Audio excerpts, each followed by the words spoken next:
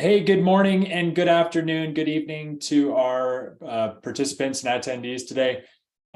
It's 1 minute after the hour. We're going to give people a few minutes to join. Welcome to this Thursday's installment on I'm an SPC and now what? Those of you who've joined, I see we have some pretty good participation already. In the chat, I'm curious, where are people joining from?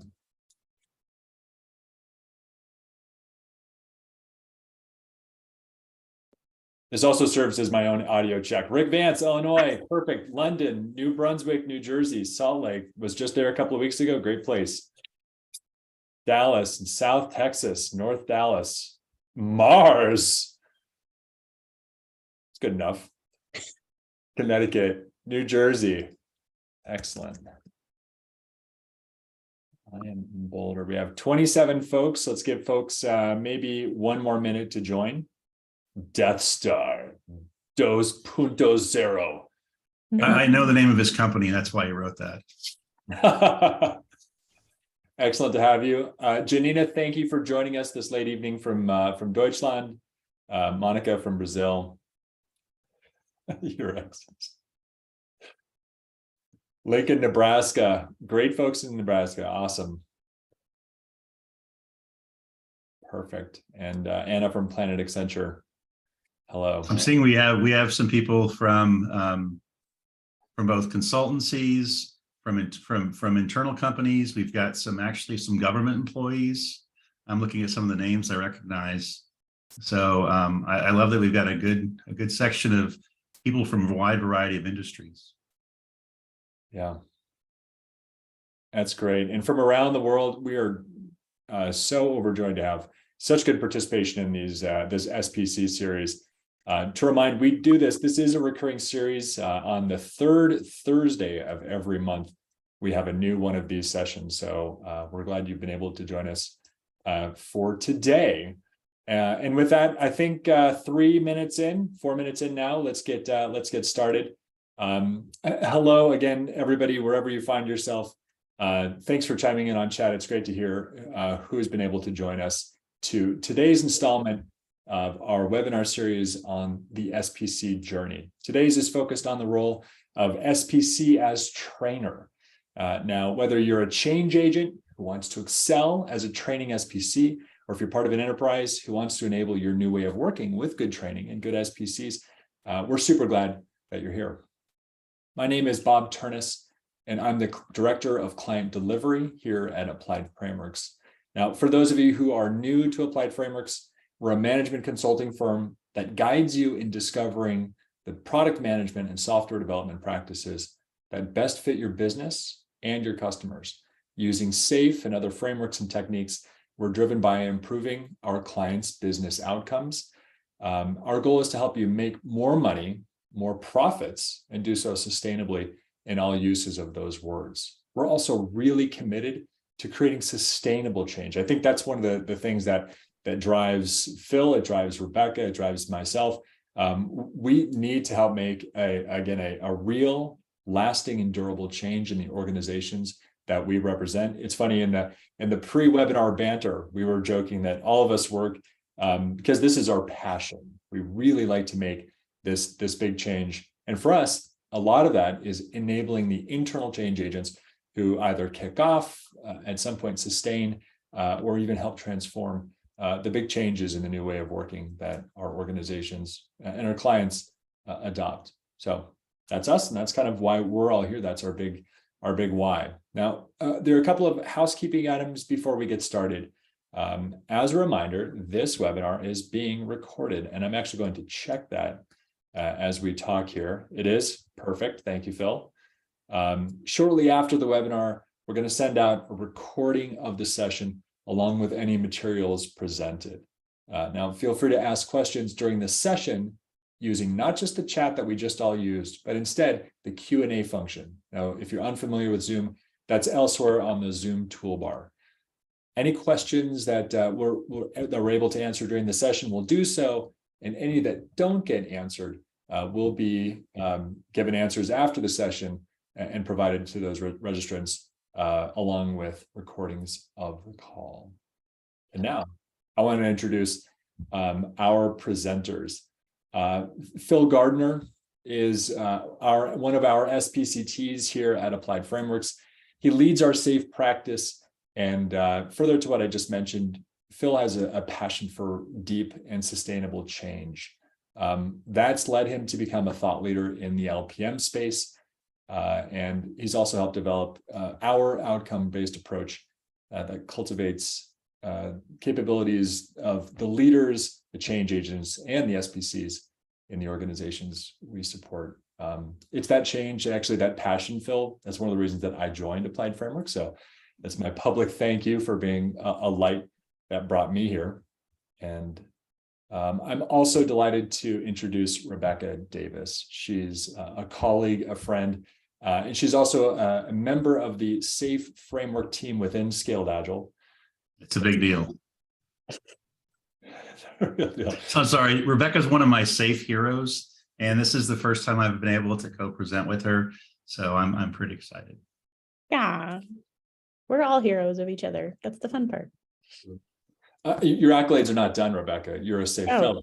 You're an SPCT. You have led multiple transformations. And what's also really notable is that I've seen you both create and give back to the community. So thank you for being also your own light in the safe and agile communities. And we're super delighted to have you as part of our webinar here today. So thank you for joining us. And by the way, I want to point out you're taking time away from an SPC, an implementing class, to join us. So extra kudos. Yeah, this is lunchtime during implementing. Oh, I'm glad to be here. Super psyched. So as far as our agenda today, Phil, I'm going to run you through, or I'll take us through the agenda, and then I'll pass it over to you guys for discussion. So here's the scenario. Here's your point of view. You've taken one or more SAFE classes, and now it's your turn to teach. Most SPCs will need to educate people and train various certified SAFE classes. We're delighted that you're joining us to discuss how an SPC can excel in the classroom with the framework, with people, training from wherever you train in the room, so that you can enable your participants with the knowledge, the understanding, the experience transfer that's going to be necessary to achieve greater business agility. That's kind of your why as an SPC. And so some of the topics that we're going to talk about are kind of can versus should, which is determining when you're ready to teach. Preparation tips and tricks from enablement to the start of the class. We're going to talk about the power of pairing, which is learning and growing as you deliver great classes, potentially with another SPC or an SPCT. We'll talk about playing to your strengths and becoming a specialist. Also, cultivating engagement in remote versus in-person environments, tips and tricks for each. And then again, we want your Q&A, we want your questions. And so make sure that you're using the Q&A function in Zoom to do that. Now, with that, I'll pass it over to our panelists. Thanks, folks. thank you, Bob. So, this is kind of like I don't know what to call this sometimes. This series is kind of turned into in my mind, it's kind of like a video podcast almost, right? Where I bring in an awesome guest or guests and we just have a conversation. So in our preparation for this, that's kind of where Rebecca and I landed. So there are no slides. There's not any slideware for this. It's just really kind of some passionate people having a conversation, hopefully being able to share some insights and some lessons from our own journeys that can help you on your journey. So we'll kind of go through those topics Bob mentioned and just kind of really just have a dialogue around this. It's interesting. We talk about, this whole piece of can versus should. So you become an SPC, you're now an SPC, you can go out and go through enablement and teach 13 different courses, right? There's all these courses that you can go teach. Well, how do you determine if that's actually the right thing to do? Rebecca, what are your thoughts on that? Yeah, it's a great question. So, SPC is going to enable you to go get enabled to teach a lot of different courses, and it covers the full spectrum of how you really can run a business. And in cases before I was working at Scaled Agile, the companies I was at, these are Fortune 10s, Fortune 5s, Fortune 4s. in my case, and running a full business is serious. It should be, right? So if you're going to run a class about lean portfolio management and help people start to really think differently about how to manage millions, if not billions of dollars, I surely hope that prior to you doing so, that you ensure you have some experience, and that you've really studied and paid attention. And that if you don't have the experience, you go out and get it prior to teaching. So for me, I look at teaching as you're giving something to the people, which means you have to have something to give. So when you're up there and you're looking at the set of courses, there's everything from software engineering all the way through, like I said, financial governance for major organizations out there. And you're not going to be amazing at all of them right away. And you probably don't have experience unless you have a very specific background in everything from software engineering through product management, through customer experience, through funding and financing things. And I think that's fine. Like, understanding what your strength is and understanding what you do have experience in, and looking at learning as a giving mindset and really giving back to people is key.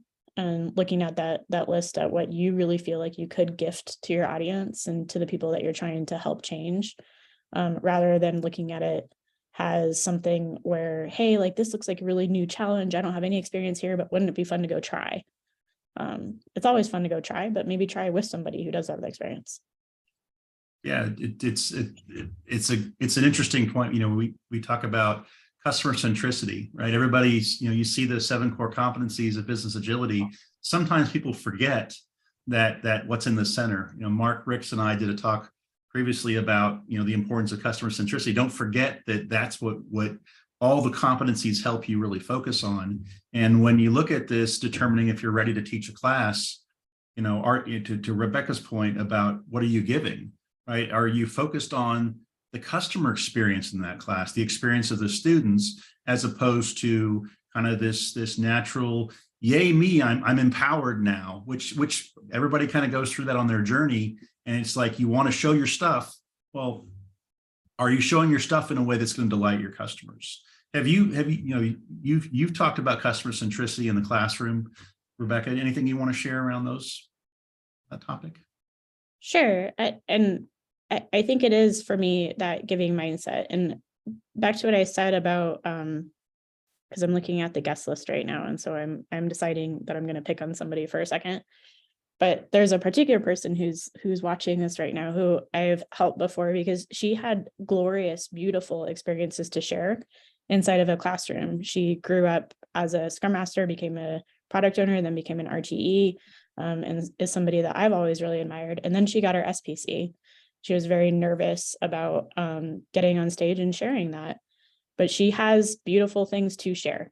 And I think the thing that makes someone like that able to gain confidence getting on stage is having that acknowledgement that you are giving to other people. So the audience, you're gifting them knowledge rather than being terrified that you're going to get on stage and they're going to be like judging you or anything.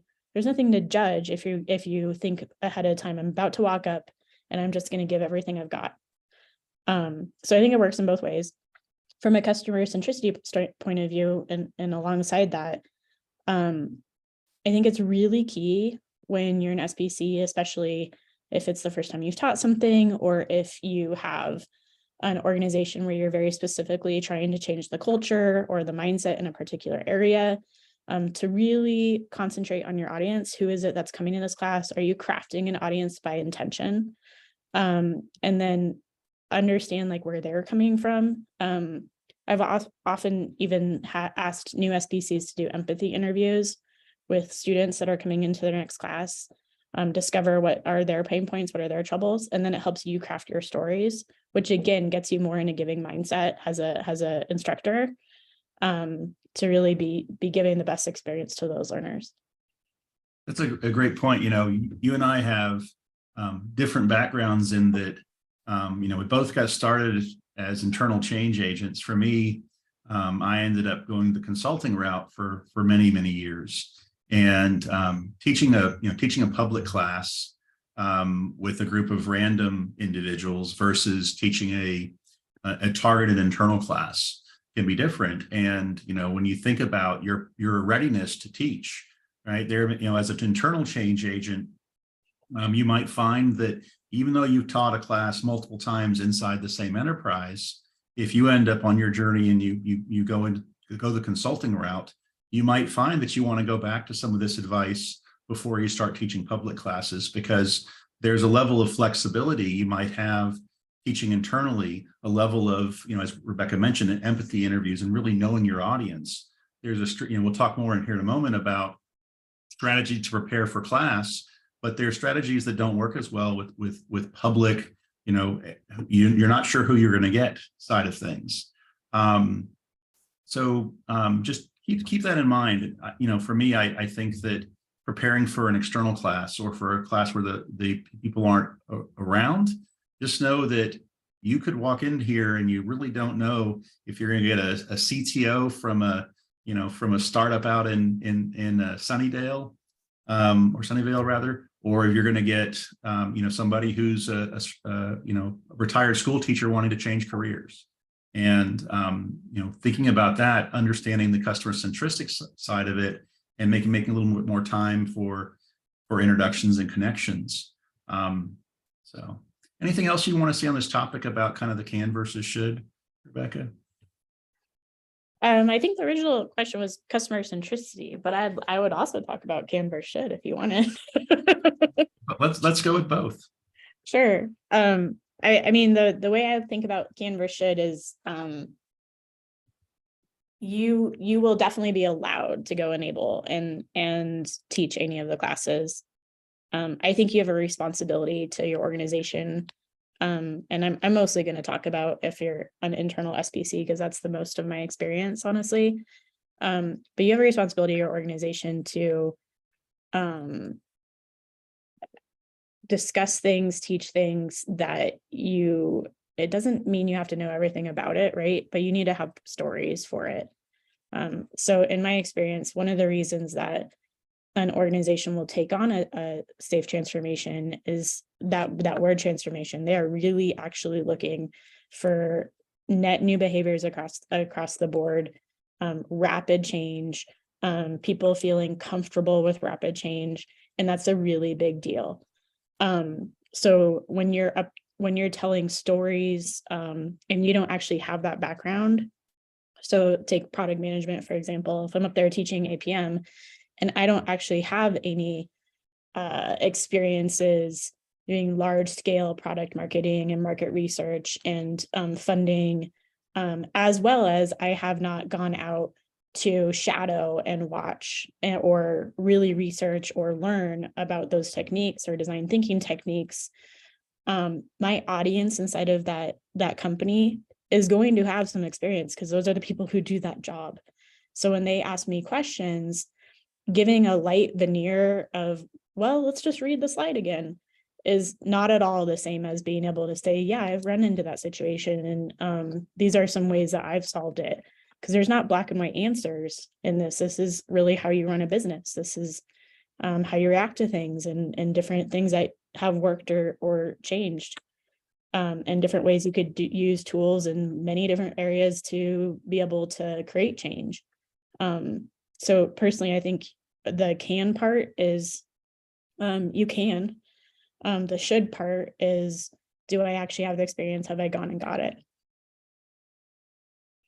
I've got it's a question in chat that I'm going to ask live. They like understanding the customer when giving the best experience for learners. When teaching a public class or a class when you know nothing about the learners, how do you get feedback to grow what you're giving is providing the value you are targeting?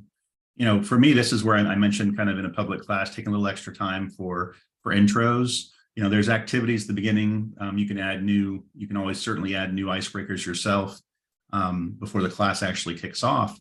Kind of understand why are you here? What outcome are you looking for? When this class is over, what do you want to be true? Right. And really kind of understanding what brings somebody there. and what they've heard, why they're here, what they expect, what they're going to do with this information, and this, how does this class fit into the individual journey?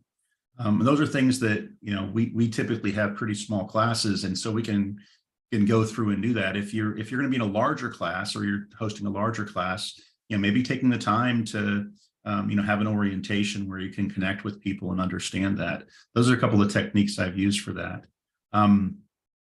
Anything to add? Yeah, the other thing I noticed actually this week that I thought was like, it's a small thing, but it's been insanely helpful, is inside of the call, just have people change their name in the call to say what business they work for and what their role is. And then it's like day 3 and you don't remember what happened on day 1, right? But on day 3, you could still look at the list and be like, oh, like that person who's asking me a question comes from health insurance, and I have a story about that. Or that person who's asking me this question is the director of product design, and so I'm gonna like swizzle, like that's probably why they're making that face at me right now, and so I'm gonna swizzle my answer for that. Yeah, knowing your audience and kind of understanding their outcomes allows you to tailor your stories. If you've been doing this for a long time and you've worked in multiple industries, the stories you choose to tell can be focused on a specific market segment or type of transformation. Some companies are still, I've worked with companies where they've gone, somebody well-intentioned went out and read the framework site, awesome articles like the ones Rebecca and others on the framework team write, and they go back and they get out their PowerPoint and they document all their value streams, and they build out a model for their art, and they say, we're going to implement SAFe, and here's what it's going to look like. Well, we get some of those people reaching out to us to kind of relaunch that transformation, because this is the whole profitability, sustainability side of things. And knowing that audience would be different stories than a class where, it's greenfield and we've got, C-level engagement where they've got the lean agile leadership and really just kind of understand how to tell your stories. Let me go ahead, Bob. Yeah, no, and thanks for picking up on my nonverbal cues. So there's a really common use case that I think many SPCs bump into, which is that they've just done implementing, they've received their SPC certification, and now they've been asked to teach leading SAFe to a number of executives or leaders. Now, Rebecca, you mentioned something really important, which is that there's kind of a veneer of stories. In my experience, leaders are often going to punch through that veneer and ask very difficult questions. So really, as my own question, I get to bypass the Q&A function. How would that new SPC and really the organization as a whole be successful in pulling off that leading SAFe class and satisfying the interests in those off curriculum questions of those leaders? I mean, that to me is a pairing thing. I mean, that's it's, with the work I do on the community side, not everybody can bring in a consultant to help, right? And that's just the fact of the world we live in. If you have the ability to bring somebody in who's experienced, or if you're at a large Fortune 5, Fortune 10, and you've got other experienced SPCs that you can pair with, that's always the best way to go, to be there and pair up on that.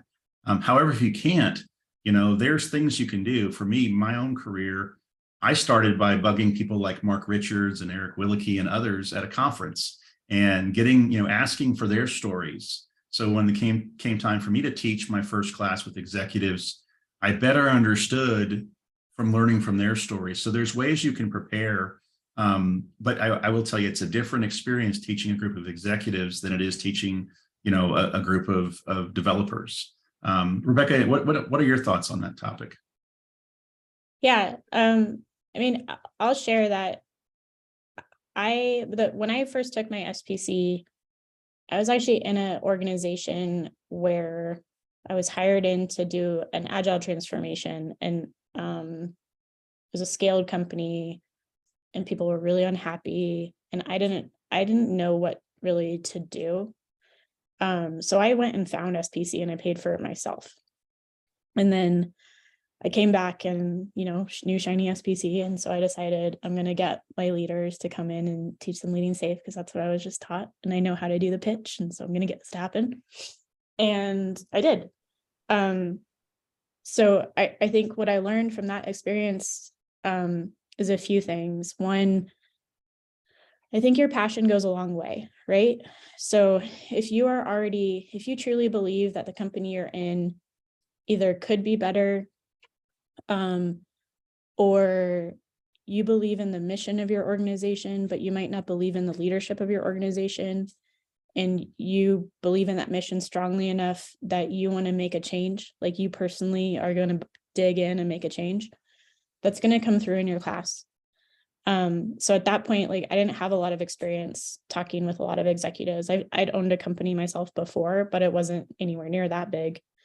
And what I did is spoke very much from the heart. So I watched all the enablement. I listened deeply in SPC class. I asked questions all the time about, what do you mean by this principle? Because remember, at the beginning of that class is principle based. So you don't necessarily have to tell a lot of experience-based stories. You're helping people understand the logic that lives within Scaled Agile. So you get this great start where kind of that's handed to you. The thing that you're teaching is logical, it's pragmatic. There's science behind it, there's books behind it. I literally read all the books that were referenced in the class before I taught it. And I used stories from there. And then by the time that the second day hit, I was just bringing me. It's like, I've been in this organization. You guys see it too.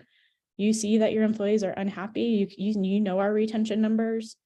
And I think you all can make a difference. And I really want to partner with you to make a difference. So sometimes your own passion will get you by, if you've also done the due diligence to like read the books, do the enablement, study your environment, and bring your personal belief that your company could actually be better. Yeah, and you know, there's what that makes, hearing your story there makes me think about, you know, my own first classes, and still to this day, I'm very transparent.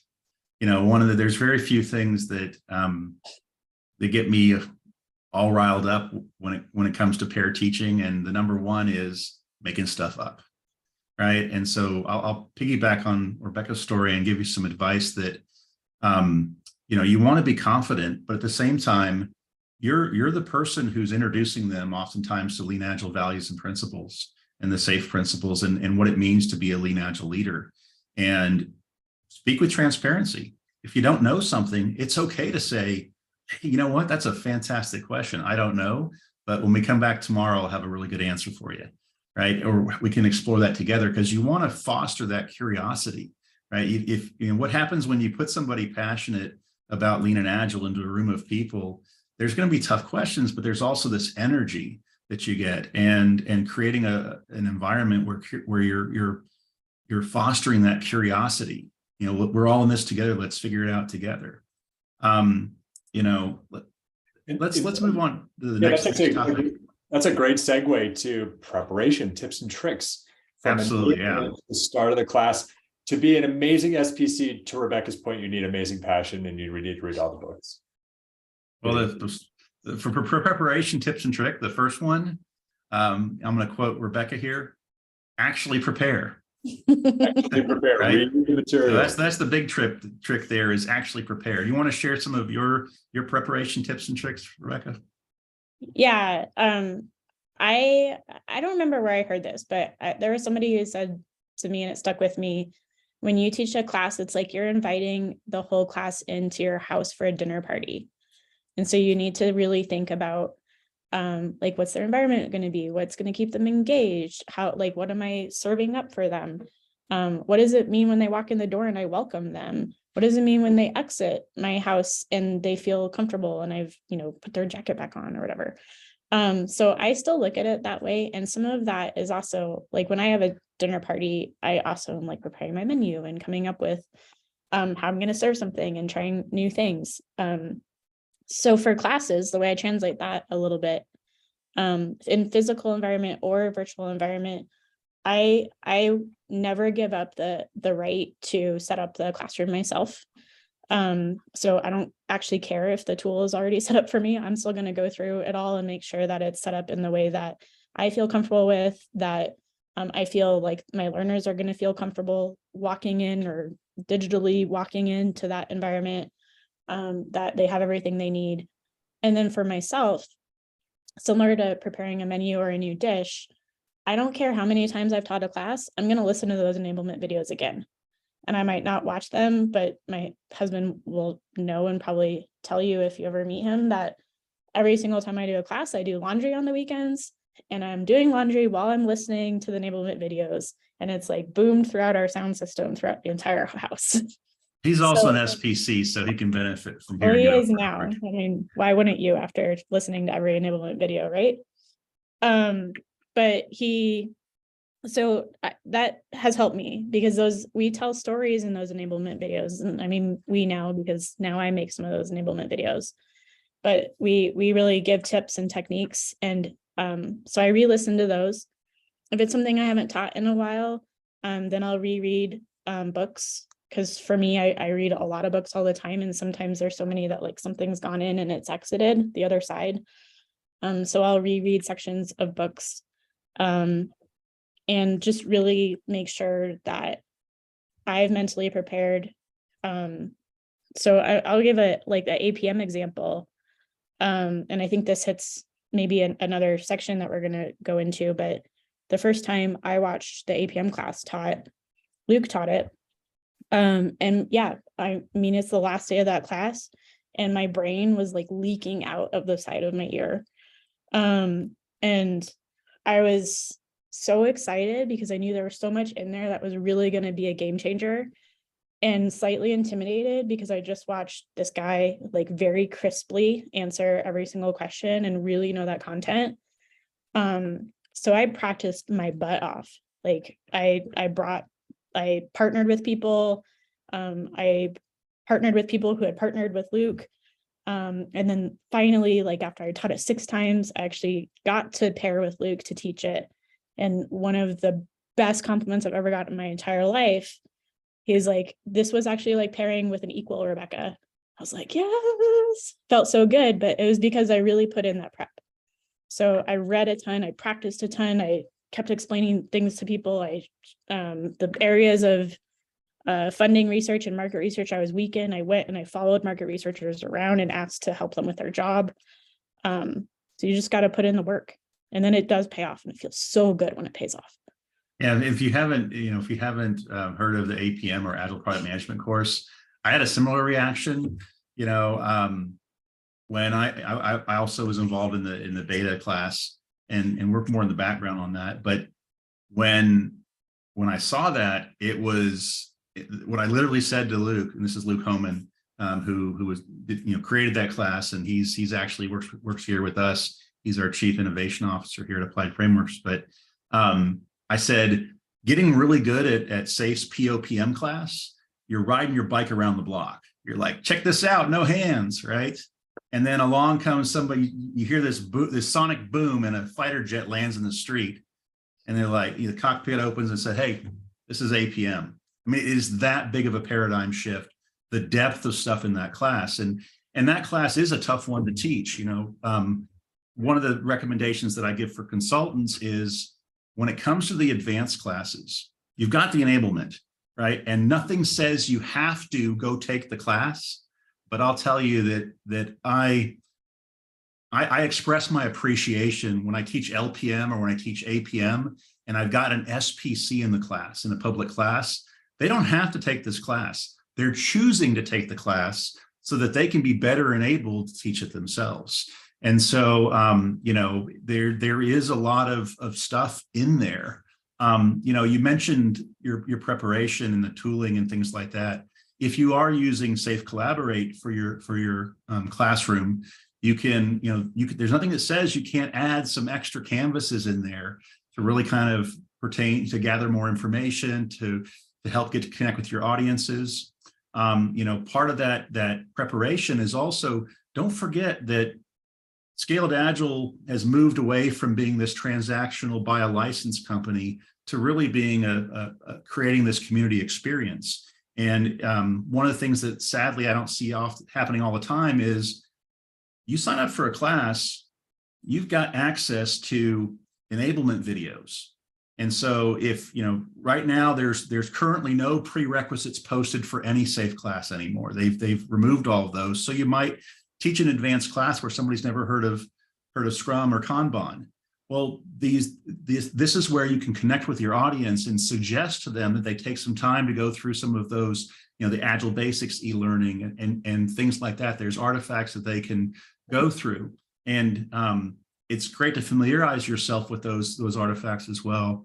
Also, when the courseware kits are updated, there's always release notes. And, even if you don't have time to do laundry, time to listen to the enablement videos again, reading the release notes to see what's been added and changed is pretty important, because these classes are updated more often than once a year. A couple other things here for me that I like to think about, especially when doing a private class, is your audience. There's nothing that would prevent you from teaching the class over a longer time box. So, there's a client I work with where part of my role is bringing out that, they have a large number, it's a Fortune 5, they've got a large number of talented, extremely awesome internal SPCs that do training, but I come in from time to time and will pair with them to co-teach the class with those individuals. And one of the things we look at is who's coming to class. How many questions are they bringing? Why are you teaching this class? Are you teaching this class because you want to check some boxes and get cert numbers? Or side note, probably not. That's a decent leading indicator, but maybe not the outcome metric you're looking for.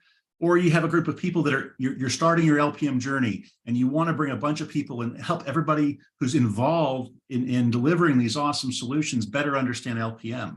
Well, you're going to get a lot of questions. So maybe teach that class over, 3 7-hour days instead of over 2 8-hour days. So there's things like that you can do, or teaching leading safe over 2.5 days in a private setting. So there's time and space for that. So knowing your audience. Does that spark any thoughts for you, Rebecca, or Bob, if you've got comments as well? I thought it was a pretty good overview. Okay. Yeah, I'm looking at our chat. And I know we're saying, hey, use the Q&A, but I'm looking and I've got, I'm seeing some, I'd like to hear some experience or recommendations for teaching the more technical material. Rick's asked that. I'll tell you this. Rebecca and I had an interesting chat last night about specialization. We'll talk about that here in just a moment, but I have never taught Agile software engineering. And I don't know if I ever will, because I'm not a coder. And with where I am on my personal journey, I don't have time to go out there and learn to code. And after talking to thought leaders like Ken Pugh, I'll co-teach with Ken and I can take care of day 1 and maybe part of day 2, but we start getting to hands-on keyboards, I'm not your guy, and I'm okay with that. And so when it comes to Agile software engineering, it is a class that does require some expertise. And as Rebecca mentioned, if you can't go out there and get that experience, or you don't possess that experience, then, you probably are finding yourself in a pairing situation. Do you have any thoughts on the technical classes? Yeah.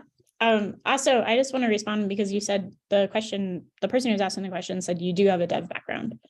I'll share, because you also brought up DevOps in your question. So the DevOps class, to me, I keep trying to struggle to come up with like the best actual name for that class, because DevOps doesn't encompass what that class really does for you.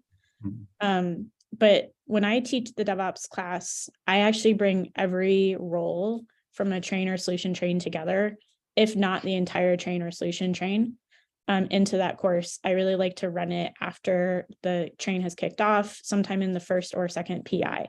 Because what that class creates is a giant map of from concept all the way through delivery and proven delivery, every single step along the way. So it creates a true value stream map with measurements about what is slowing you down. So what's decreasing your flow. And the aha moments in that particular class are some of the most monumental aha moments I've ever seen in my career. I actually ran it a few weeks ago with a full solution train at an organization. We had about 67 people on it. And there was, I'll just share like one moment out of many, but one of them, a QA lead was like, wait, I think you're asking me to care about outcome measures, and I'm paid to care about quality measures. I'm not supposed to care about outcome measures. And the business owners were on the call. They were doing the class as well, because you get everybody there. And I said, hey, business owners, can you unmute for a second? Do you care if your quality leads care about outcomes? And they were like, not only do we care, but if you have any idea at all to increase our outcomes, please talk to us. So there were all these like moments where people didn't realize that they had like trust and acceptance and the invitation to actually care about other areas of the value stream, and their actions at the end of it were just incredible. So I didn't want to get that out there, because the DevOps class, I think, is underused, and has some of the biggest potential to create true, meaningful, lasting flow-based change inside of your organization. ASE, if you have a dev background, man, get out there and do that class. So get your SPC and take that enablement. What I've found personally is if you're teaching it inside of your organization, go through the material and find the areas where you feel like it would be better if you used your own cases of like architectural patterns or code cases, and build those into the modules rather than using the examples that we've given. It's totally cool to do that. And in some cases, like for me, in my experience, if you're teaching that class to a set of mobile developers, you want different examples than if you're teaching it to a set of system architects or system engineers. So really, again, think about your audience, think about your examples, see if you can bring real stuff in. Also, my honest recommendation is take more time to do it than you think you need. Even when I've watched Ken Pugh teach it, the amount of, if you get the right attendees, the amount of questions that are deep and meaningful, you're going to need a little bit more time. Yeah, and I can't comment on ASE other than know that Ken and I have talked about it before. That's on my bucket list. My Safe Journey bucket list is to co-teach ASE with Ken one day. I totally agree on the DevOps piece. It's funny. There's some classes that I don't call classes. Like I call Safe for Teams a workshop to prepare you for PI planning. I call DevOps a value stream mapping workshop where you learn about DevOps as well, right? I mean, it's so, understand the kind of the goal of these classes. And I think that like we've never offered a public DevOps course. And I don't know that we ever would, because that class is designed to get perspectives on your pipeline from everybody. And if you've got one person, it's really hard to collaboratively build a real value stream map. So anyway, separate topic. Let me keep moving ahead here. I know we've talked a little bit about pairing briefly. You shared the story about Luke, and I agree. Finding people who can help peer review. I want to talk a little bit about playing to your strengths and becoming a specialist. This is one of those areas where understanding where you serve can make a difference, right? So serving as an external consultant, there may be value in specialization, whereas serving as a member of an internal LACE for an AT&T or a Fortune 5 company, you probably want to be more well-rounded. What's your take from an internal SPC perspective, Rebecca, on specialization? So there are SPCs internally who have full-time roles. So you might be an SPC who's an RTE or an SPC who's a Scrum Master. Or you might be an SPC, like for me, I used to run a LACE. So a lot of the SPCs that reported to me, a lot of the job that I actually built out for them was to do consistent teaching as well as consistent coaching. And for those who your job was actually consistent teaching and consistent coaching, I really pushed for trying to build up the acumen to teach multiple classes instead of being a specialist in one in particular, because on my own personal journey, I found when I took that time, really learned all the different roles. By the time I had actually taught every single SAFE class, and again, I'm going to go back to like, that means due diligence of getting the experience in all the roles. One of the people on the call, I think, had asked me, like, how do you always have these answers that like build this big connected map? And that's why is actually taking the time to study all of them and teach all of them helped me like mentally take the framework and build all these connections in my head. So if I would get a question about a team, I could say like, whoa, well, that question is actually sourced from like this LPM level, and here's the map for that, right? So I think it made me stronger. I'm hoping it helped the people that report to me become stronger by pushing them not to specialize. There's always gonna be something that you particularly have more passion about than another thing. And I truly believe in that. So if your big passion is, man, I just want to make the best possible teams because teams are the energy and life source for the whole organization. I applaud that every single day. But I do ask that if that is your specialty and that's the thing that you're really amazing at, then please, please, please pair with other people who it's not their specialty, because the whole point is making the system stronger as a whole, including the SPC community stronger. That's a great point. Yeah, and I think Bob mentioned that Phil's known for LPM, and that's a passion area for me. It's also one where I kind of stumbled into it. My first, I've seen 2 or 3 implementations where there was literally an army of Scrum team coaches, and they stand up all these teams and then still don't deliver any more value to their customer. And so I found that engaging the leaders and really focusing on the APM and the LPM side of things, you end up delivering more value, not just sooner, but more value that the customers care about. And that's kind of where my head goes when it comes to specialization. I believe as an SPC, all of the core courses are ones that, to Rebecca's point, you need to be able to teach all the classes and teach them well. And teaching POPM and teaching Safe Scrum Master and teaching DevOps and teaching Safe for Teams and teaching Leading Safe gives you this well-rounded understanding of Essential Safe. You won't learn enough about what it takes to coach product owners and product managers just from Leading Safe, right? And you want to be able to, if you're serving a transformation or serving as a consultant, you want to understand that. But then you get into the specialized courses. When I say specialized courses, I'm thinking ASE, Architect, LPM, APM, right?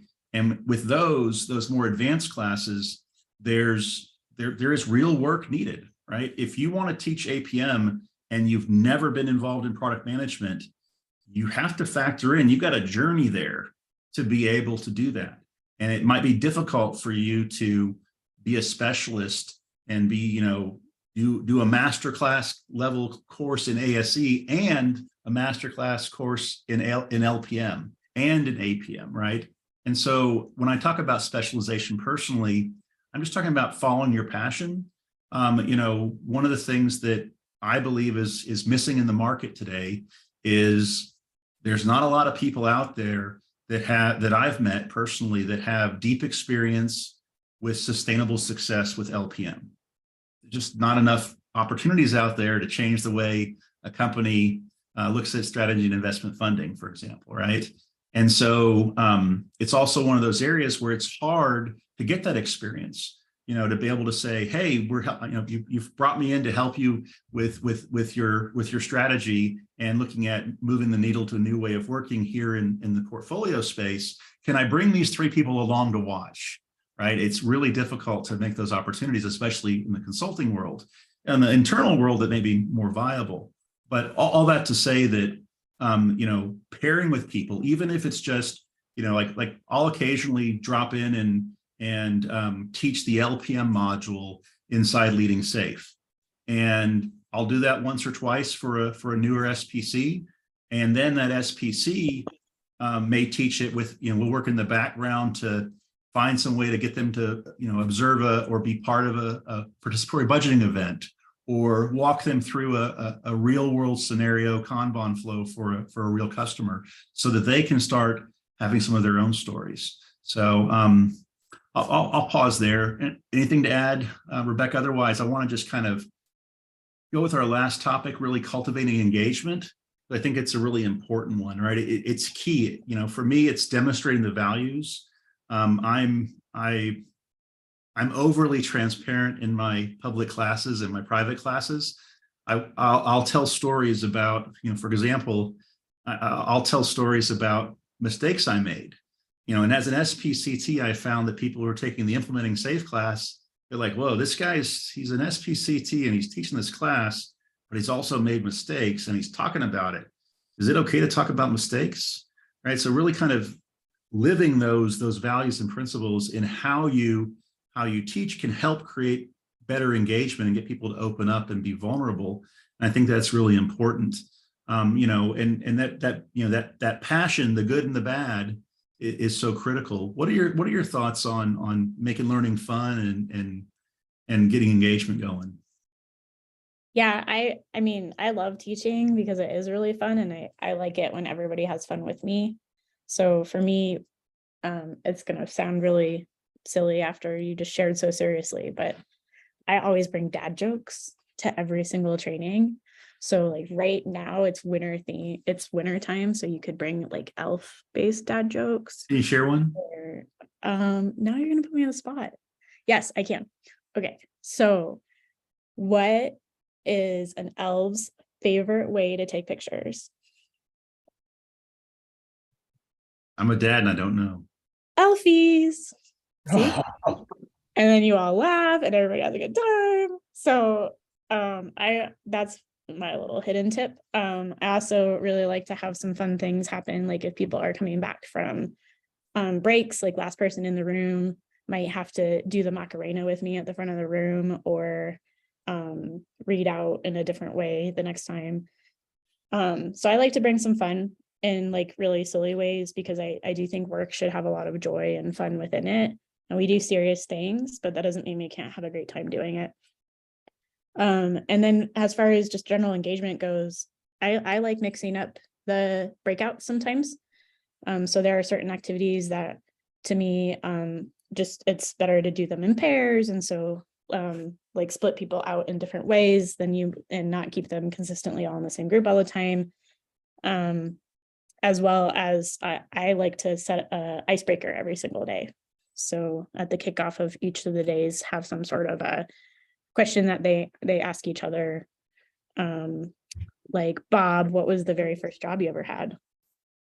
What was it, Bob? It was as a paper boy. Yeah, I worked at Toys R Us. Shocking, huh? I mopped floors at Sack and Save. See? Yeah. There you go.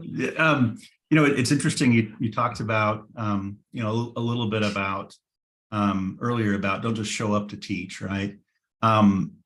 There's a gentleman named Brian Vaughn that I've taught probably 50 classes with. And when we teach, we don't do this thing where I'm silent while you're teaching lesson 2, right? Mm-hmm. We're chiming into each other back and forth and handing off. And there's a flow state that we get into that it can seem off-putting to other people, other people who may teach with us, because it's like, wow, you've been doing this for a long time, and where do I fit into that equation? What are your thoughts on breaking up the class? I personally don't like to go lesson by lesson. I like to at least go, section by section, and then have permission to be able to collaborate and talk. What are your thoughts on that? Yeah, for me, it usually depends on what I'm doing with my pairing. So if I'm pairing with somebody who's taught the class a lot before, it's really fun to mix it up quite a bit. If I'm pairing by intention because I'm trying to help out a brand new SPC to really learn and grow, then I usually have a conversation ahead of class about like, what would you be the most comfortable with? And make it all about like their comfort. Would you feel more comfortable if you took a full lesson? Would you feel more comfortable if are you comfortable if I chime in? Would you rather I wait? So I like to have that conversation. But if you're training with somebody and you both know the material, like actually we're doing it in class today. Sometimes we all just the class right this week is virtual, but we'll all stand in front of the camera and just have a conversation with each other while we're teaching, or bring up a slide and be like, hey, this and this, like, hey, I know you have an experience here.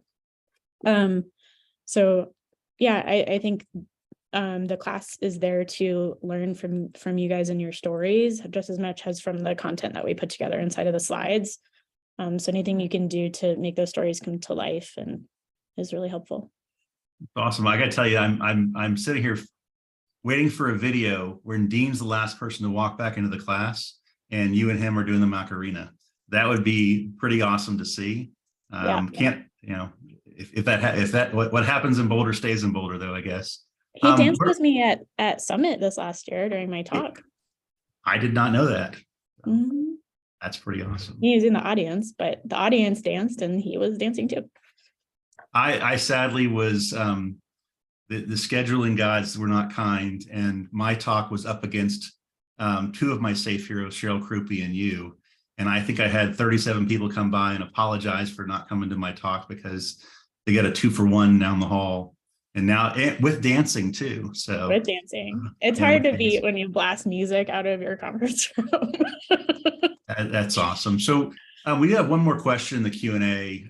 What are the books, materials to read to start training additional safe materials? For me, I always will say that, you know, you can go Google the SPCT reading list. You know, that's the stuff that SPCTs are, you know, need to read. There's always a great start there. You can also look at key articles in the framework, and sometimes books are cited as sources there. And then finally, there's suggested reading that's oftentimes within the courseware itself.